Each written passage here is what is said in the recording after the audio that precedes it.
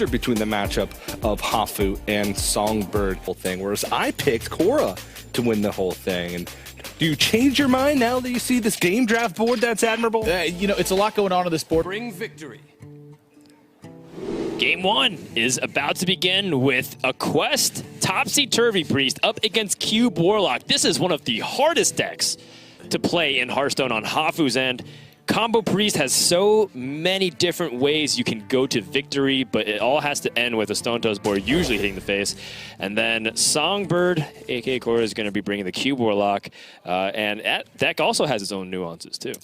It does, and yeah, I was actually looking at the decks that each player selected for this particular match, and I was curious to see how they chose to open, because it is important to note this is last hero standing. After all of the bans and everything, you still have to figure out, okay, well, you know, what is my best open deck? What are my best counters for what they have left? And you know, I was kind of expecting Korra to lead with the Cube Block, because I do feel like it's her strongest deck against all of Hafu's decks. Right. And you know, this matchup for Hafu, I think, is a pretty important one to win. That's right, and you know, if Hafu was able to practice with Dog prior to this tournament, and Dog saying that Topsy-Turvy Priest in his mind is quite possibly the best deck in the game, yeah, then that's probably some real vote of confidence. But it's one thing to be practicing with somebody, but then also have so much on the line, because again, this is a spot for the top 8. However, Hafu's also competed so many years in her life, so I'm sure she's going to be completely calm and ready to take this on. One of the key things here in this matchup is that inevitability is 100% on the side of the Priest, because Topsy-Turvy Priest, as we see, just fire up Topsy-Turvy. I like this from Hafu here, choosing to just cycle through. She wants to get that kill. She doesn't want it to perhaps be silenced or anything like that, lose that card draw. She gets the Topsy-Turvy itself back and the powered shield, so she can keep cycling in future minions. Yeah, it's really important that you utilize your mana, because if you just kind of play really passive against Cube Warlock, they will run over you. You'll get Skull the Minari, pulling out Doom Guards. I mean, even just Mountain Giant. I've seen Mountain Giant solo Topsy-Turvy Priest just because they didn't have any option to answer that 8/8 minion.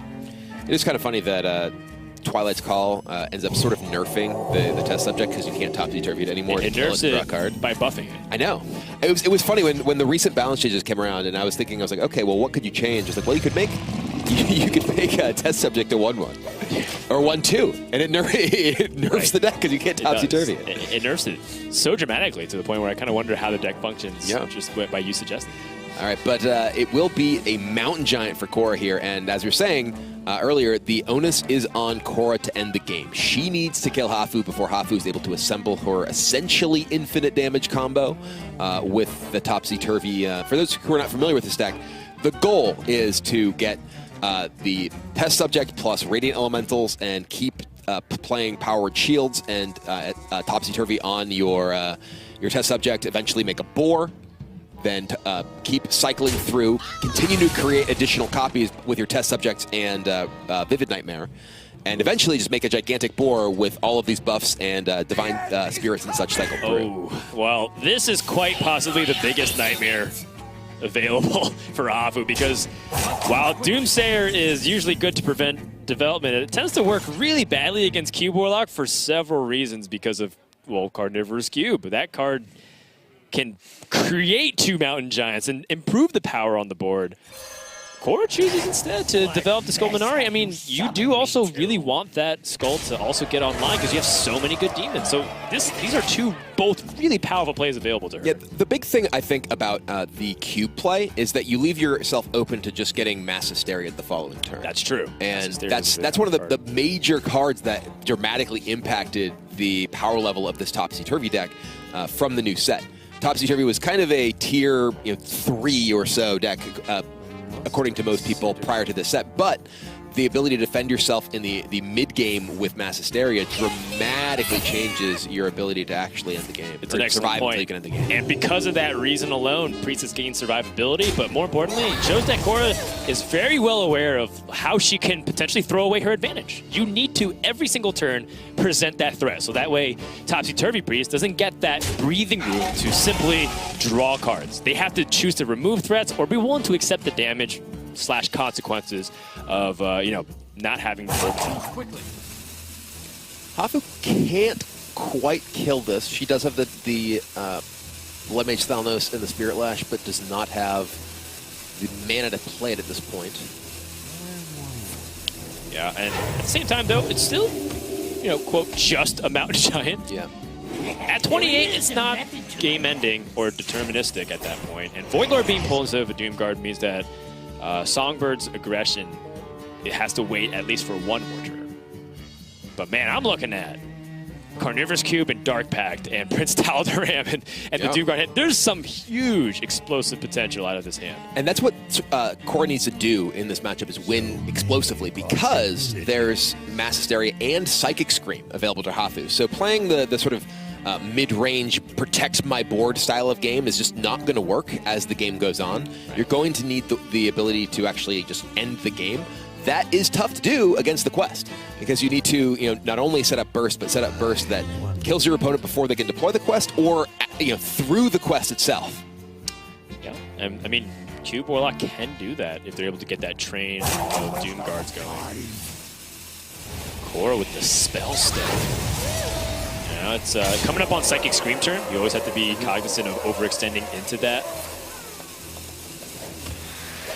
And, you know, still, again, worth evaluating if you want to tap. Shadow Vision's being burned, inconvenient to Hafu, but, you know, one thing I like about the Spellstone play, too, is that it did fill up the hand and potentially could win Cora the game should Stone Tusk board be burned. So that was something I wasn't even thinking about initially.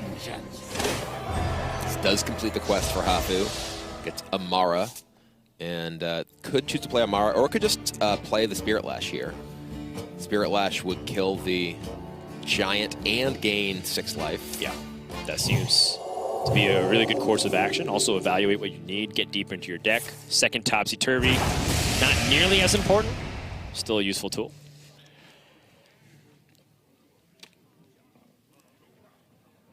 And now Hafu deciding, does she want to heal herself? Does she want to heal her minion? Does she want to use any of these buffs? She could powered shield it, not really very useful here.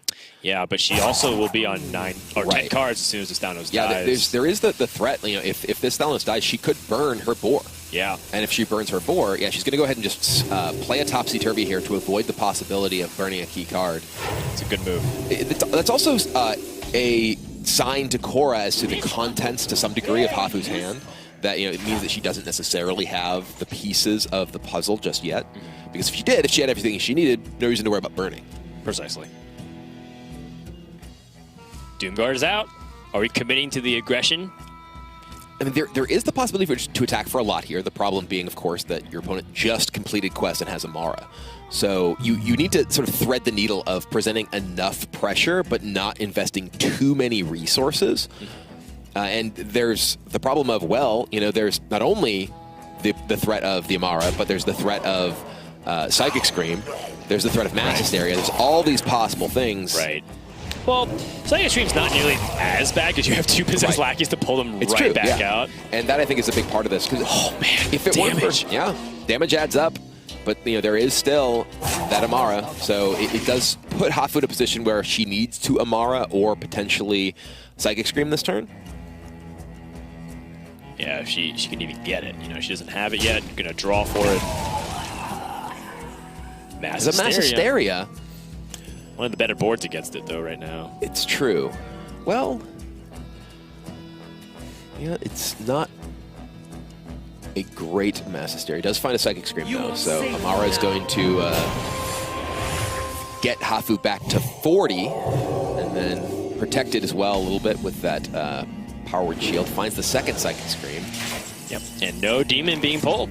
So a moment of relief, at least from that weapon. And now, Cora, how is she going to respond? I think one of the big things for Cora here is to manage her her demons dying so that Gul'dan is as big a burst threat as possible. Because she wants to make sure that these do die rather than get Psychic Screamed in order for them to be in the res pool for the Gul'dan later on. That said, if she just, you know, sort of suicides them in here and trades with the Amara, she doesn't have much pressure. So I could see using the Prince Tal'Daram to copy one of them to try and get another one in the pool of minions that are that have died, and, you know, attacking both these in. Yeah, okay, she's gonna hold on to the Tal'Daram. Okay, just dig with the Kobold Librarian. Yeah, I was thinking about a Mountain Giant coin Talon play like you mentioned, but Talon also has so much flexibility with, copying a Carnivorous Cube, for example, or let's say you're in a very late game situation pinch and you want to complicate the board state, you can also copy a Void Lord and put a bunch of walls. And we see the Psychic Scream Fighter for Hafu. Crucially, we actually saw her briefly hover over the one from Shadow Visions and then play the other one. This is actually something I brought up earlier for Priest decks. It's very key to not give your opponent information if you don't have to.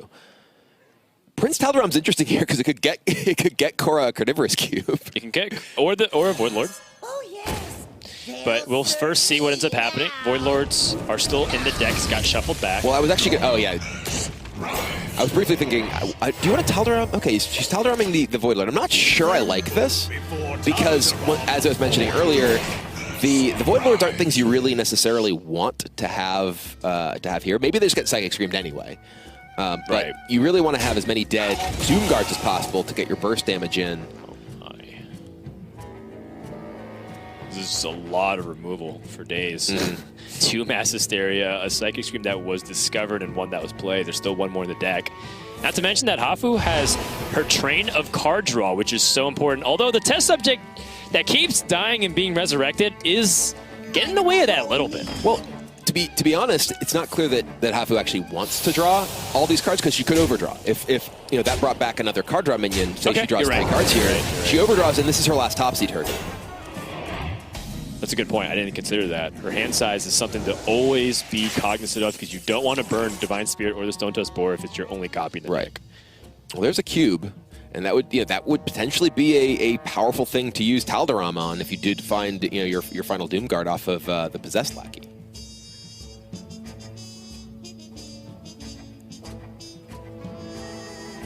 Man, these plays do not look very aggressive from SongBird. Play the Cobalt Librarian, see if it can pick up Blight over Gul'dan. Okay. All right, Umbra is potentially interesting. Unity, precision, perfection. Pretty much maximum board presence outside the 6 Swampus. There is the can we test Hafu's APM? Can we get enough Void Lords? Right, that's what I was saying. Right, it's exactly. a really exciting thing when it's like 2 or 3 Void Lords on the board. That's just when you have to be very quick and precise. That's where the nickname APM Priest to see how fast your actions per minute really comes into play. I do want to highlight again, Hafu chose to use the actual Psychic Scream rather than one from Shadow Visions. Oh, boy. There's Doomguard. That is big. And almost to the point where if I'm SongBird, I don't think I even want to life tap. Oh, she uses the Spirit Singer Umbra here. Well, she's going to fire off Valaki. Gets a Void Walker. I'm not sure about this one, Brian, because I feel like if you're able to guarantee the pull in the Doomguard next turn, you can just Umbra and then Carnivorous Cube. Well, but that's not enough damage is the thing. But you put more in the... okay, you're right. It's not enough damage, but I like putting more damage. Twin Piper guarantees Boar, I believe. Yep, there's Boar. So does Hafu have all the pieces? She has Radiant, Double Vivid. I believe this is everything, right? Radiant, Double Vivid, Test Subject, Topsy-Turvy, and the Divine Spirit. So... the Radiant Elemental can be copied by the Vivid Nightmare, and so this is going to be nowhere near enough damage for Korra. She actually does need the Void Lords now. She's going to kill her own...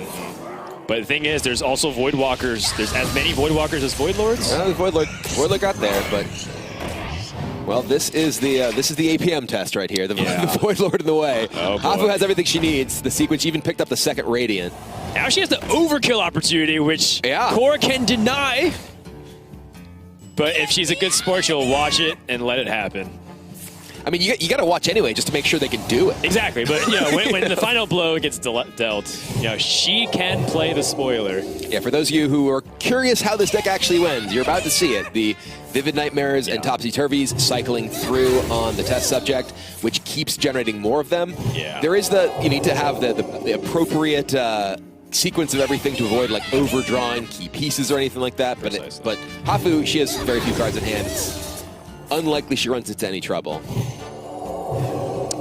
You just have to be really careful about hand space because Vivid Nightmares can block, and if you lose your last Topsy-Turvy by accident, I have seen that happen. It certainly happened to me. The thing is, we may see the rope. It may look like she doesn't have enough time here, but The rope, we only see the animations queued. If Hafu could actually have done so many of these things, the way that this plays out on our screen, I've had this happen so many times, and I'm like, ooh, they didn't do it in time. And then, Gambler Monka, she still hasn't issued the attacks.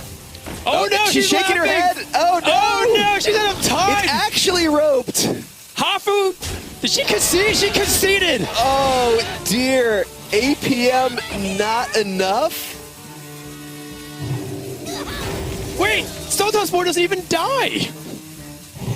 Well, I mean, we see the hand for Hafu in the select screen instead.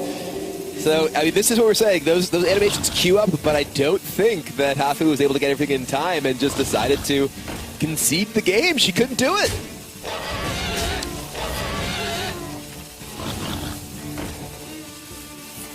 Cora doesn't know it yet. We see, Right. Well, she just holding her doesn't know breath. either because the animations haven't finished. Right? The concede doesn't come in until after everything finishes. I mean, I assume that's the case, but maybe Hafu already won on her screen, and Cora still doesn't know. Wait, is this because Hafu forgot that there's a Void Lord because she was so focused on her combo that she didn't realize? No, she's trading into the. Oh no, this is terrible. Well, the thing about this is you have to get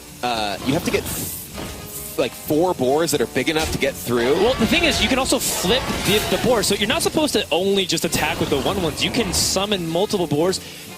So you flip the boars, and then you just copy them with one health, and they still have the attacks. And there's the concede. look at Cora's face. Look at her reaction there, because that was just an issue of you just didn't get everything in time. And I mean, Hafu started. She went right away. She pulled the trigger. Few decks in Hearthstone that truly requires like precise mechanical play, not just technical play in terms of you make the appropriate decisions, the appropriate turns, but you need to actually be able to do everything quickly. I mean, Hafu's background as a competitive World of Warcraft arena player probably can click pretty fast and pretty accurately, but didn't necessarily have the practice she needed to overcome obstacles in the way of her boars there. And now Cora is in a pretty solid position because, as you mentioned before, this deck is probably her strongest overall against Hafu's lineup.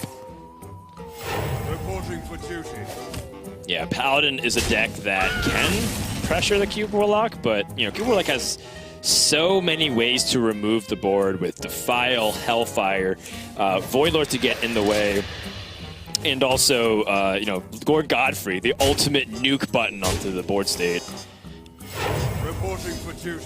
That being said, there are small pockets of window where even Paladin has taken the victory, and Cube Warlock is nowhere near as good at the defensive play as the other Warlocks. This isn't even Paladin.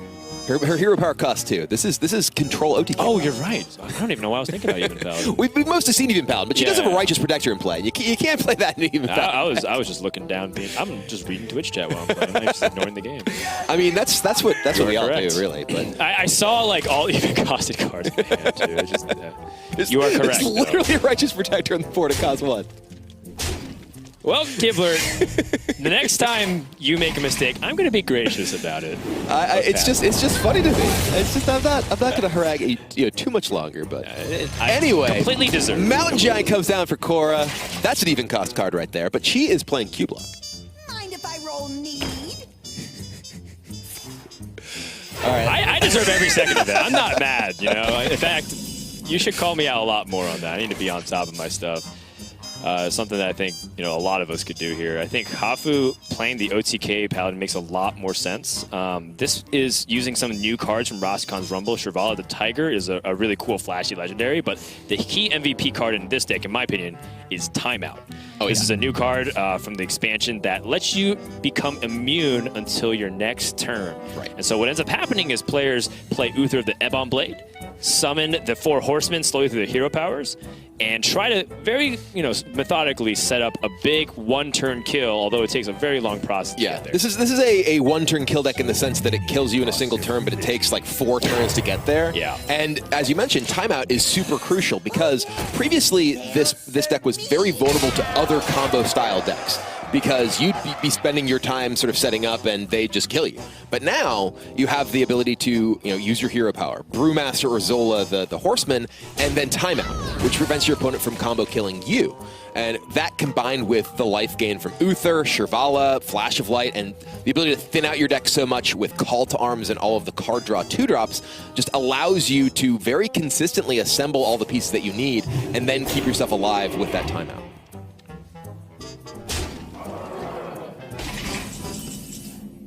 Blood Reaver Gul'dan. A very powerful card to put into the arsenal here. So if Cora can pull out some of those Doom Guards, potentially can end the game before it gets to that point. But again, how will the card draw and the timeouts play into that dynamic?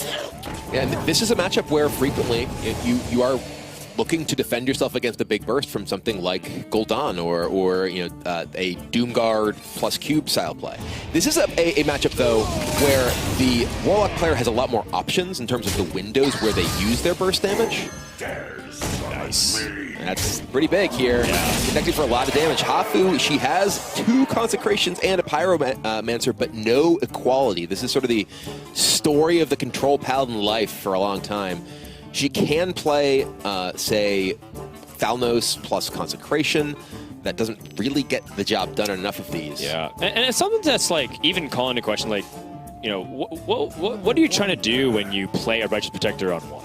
Like, what's the value in trying to pressure the Cube Warlock that early? Because you're not exactly that kind of combo deck. Or you're not trying to just win through pure aggression. You're trying to stall. So things like the Righteous Protector would be a lot more useful in this position than, say, later. And that's kind of the trade-off that Hafu was willing to make before that Doomsayer put a huge stop to that. This play is kind of interesting because by attacking the Doom Guard here, she does remove the threat of a Cube play on the Doom Guard, which could represent lethal right now, Cube plus Dark Pact. However, it leaves up a 3-attack minion, or rather a 4-health minion rather than a 3-health minion, so she doesn't have the ability to Thalnos Consecration to clear the next board. She can Thalnos Pyromancer Consecration to kill the remaining 4 health.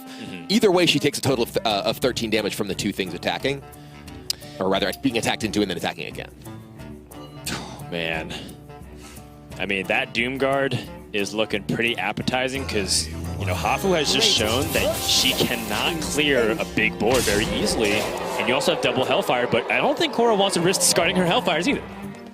And I think she feels so ahead that she can afford that luxury of just taking it easy and pressuring with just a Mountain Giant. Yeah, well now Hafu does have to Pyro, Blood Mage, Consecration, and swing with the weapon to not die to double Hellfire. We have vengeance.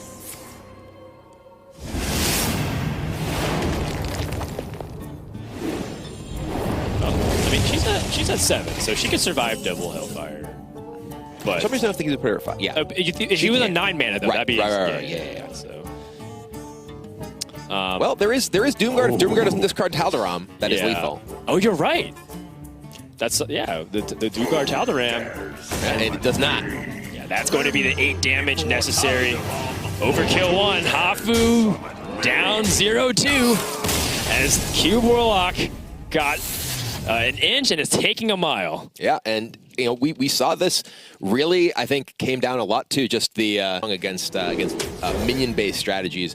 Q-Block can be tougher, especially given the specific build that Hafu is playing. This is not a build that includes Faceless Manipulator, which is one of the most powerful tools against Q-Block out of the Odd Warrior arsenal. So she's playing a Dragon Odd Warrior, which is more focused on board control against typical sort of mid-range and aggressive minions. Frankly, that's already something that Odd Warrior is good at.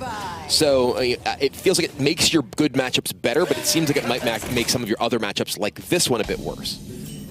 Yeah, and the data does show that Cube Warlock is favored against this deck.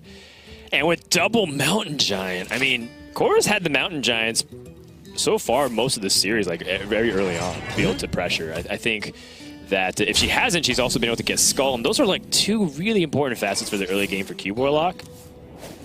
And one more time. There's all of them. There's Giant Skull. Look, there's also a bounty for 3-0 sweeps that's out there. And Cora could put herself very close to nailing that if she's able to secure the victory. Did So she no do mercy. Her first round?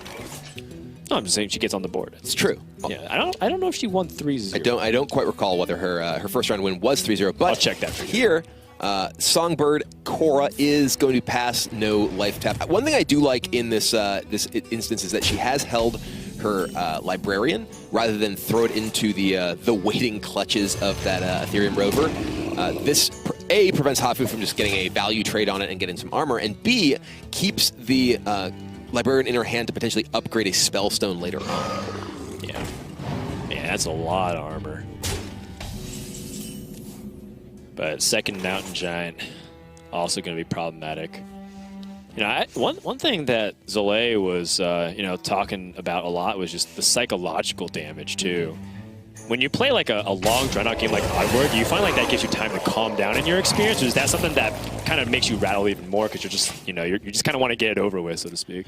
Well, I mean, I think that it gives you a lot of time to think about your mistakes in life. Yeah, that's what I was saying. that's one of the problems is that you're in a position where you're like, okay, well, I wish I weren't in this spot. I wish I'd beaten this deck. That's going to be a tough matchup for my Odd Warrior deck. So I do think that the psychology of this is a very big deal. And crucially, Hafu's version of Odd Warrior, as you're mentioning, has a number of elements that make it weaker in this matchup than a traditional version. It does have the dragons, which are good, but not necessarily good here. And it doesn't have Face Manipulator. It doesn't have Owl. So this cube means there's 2 more giants coming. That's right. I mean, personally on my side, I love playing a fast deck right after I lose because then you feel like you can steal the momentum back. But in this case, Odd Warriors games on average are much longer than that of regular Hearthstone decks because of how much life they gain. They try to wait out their opponents. That being said, it's not like SongBird was able to really push out as much aggression. She's even holding on to that second Mountain Giant and prioritizing being annoying as opposed to pressuring Hafu to death. Yeah, this puts Hafu in kind of an awkward spot, because she has these Reckless Flurries that would get rid of so much armor, but she, certainly doesn't want to use them now, and she has the ability to clear off these the giants out of the cube if she can kill the cube, but that involves losing 30 armor. She has a Smolderthorn Lancer, so there's a lot of just like pincher move here essentially from Korra that puts Hafu in a tough pickle. Korra's had also opportunities to push out the Skull Minori.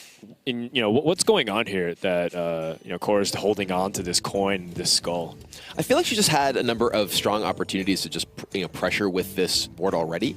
And keeping that pressure up and forcing Hafu to deal with it is, I think, a stronger scenario than just getting the skull down and kind of taking a little bit of time off. There actually isn't a way to kill skull in Hafu's deck either. So it's possible that Korra wants to sort of get to a position where she could just maximize the skull and ensure that she has the ability to say burst with a Doomguard right away as soon as she has the skull getting it into play.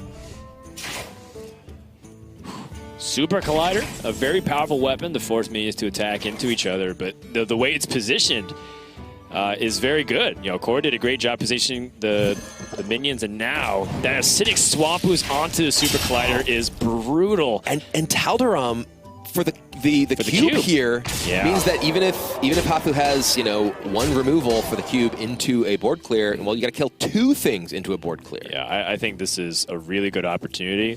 The thing is, she may be thinking, okay, if Hafu does have Reckless Flurry, I want to get to a point where I'm pressuring enough that Reckless Flurry doesn't actually clear my board at all before I commit more to it. Okay. Because right now, Hafu could have, and does have, Smolderthorn Lancer, Shield Slam, Reckless Flurry. Okay. Which would allow her to clear off the entire board, even if she does Taldaram the cube.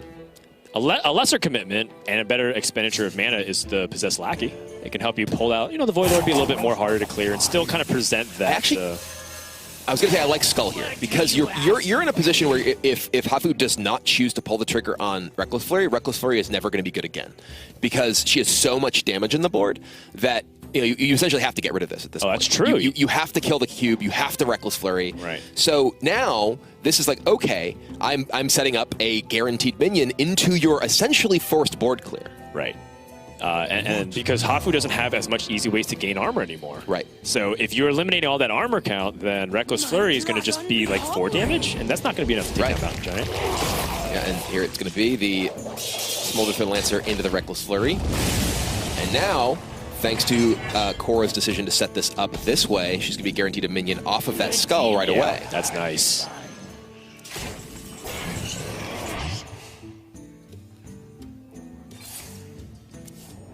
Ooh, the cube.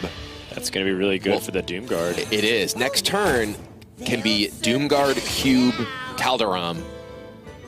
With no silence in Hafu's deck, this is looking very bad for Hafu. will silence their screams.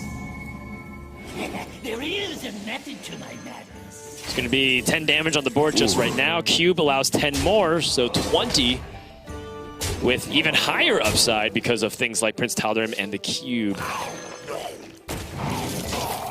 Tremble before Tal'Darim.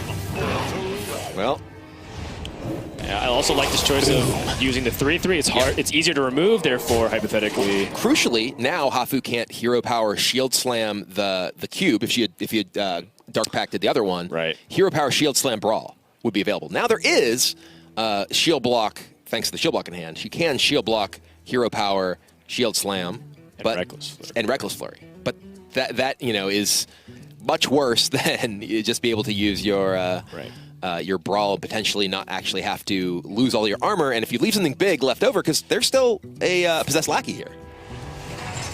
I believe that gets a Void Lord. Is there another Doomguard too? Because this all came from just one Doomguard. The two Doomguards that came out of the Prince Tal'Darim. There's two more inside the Pernivorous Cube. So you could be still having a lot of damage that comes on the other side. Yeah, and the truly scary thing is there's just still Gul'dan in SongBird's deck. One crisis at a time, Brian Killer. Right now, if Hafu doesn't clear that she's... Can I stay alive? And the answer is yes, you can kill all this stuff. You do leave the 3 Voidwalkers, and yep, there is a Void Lord, so there's still pressure coming.